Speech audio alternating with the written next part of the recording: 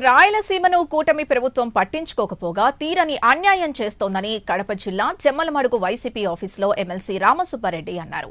తాగునీరు, సాగునీరుపై రేవంత్ రెడ్డి వ్యాఖ్యలపై స్పందించిన ఆయన రాయలసీమ ఎత్తిపోతల పథకాన్ని ఆపించానని రేవంత్ రెడ్డి చెప్పినా కూటమి ప్రభుత్వం స్పందించకపోవడం దారుణమని మండిపడ్డారు.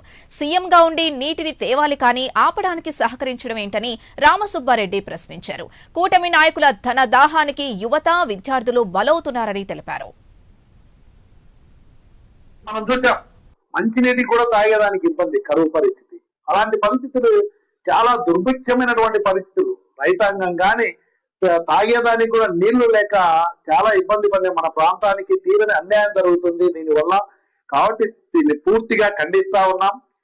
చంద్రబాబు నాయుడు గారు ఏదైతే నిర్ణయం తీసుకొని రాయలసీమ ఎత్తిపోతల పథకాన్ని స్వయంగా ఆయనే ఆపాడని చెప్పి తెలంగాణ ప్రభుత్వం ముఖ్యమంత్రి యొక్క ఒత్తిడికి తలకి ఆపాడని చెప్పి రేవంత్ రెడ్డి గారు చెప్పడాన్ని చూస్తా ఉంటే చాలా అందరూ కూడా విభ్రాంతికి గురైతా ఉన్నారు. ఆ రాష్ట్ర ప్రయోజనాలు పణంగా పెట్టి ఏం ఆశించి ఈ విధంగా మీరు ఈ విధంగా నిర్ణయం తీసుకున్నారు?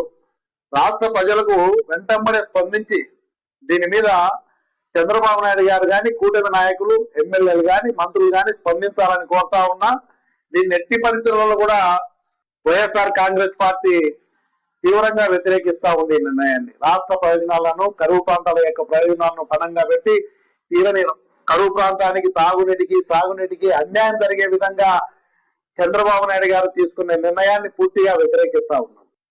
ఇలాంటి మనం చూసాం, మంచినీటి కూడా తాగేదానికి ఇబ్బంది, కరువు పరిస్థితి. అలాంటి పరిస్థితులు చాలా దుర్భిక్షమైనటువంటి పరిస్థితులు. రైతాంగం కానీ తాగేదానికి కూడా నీళ్లు లేక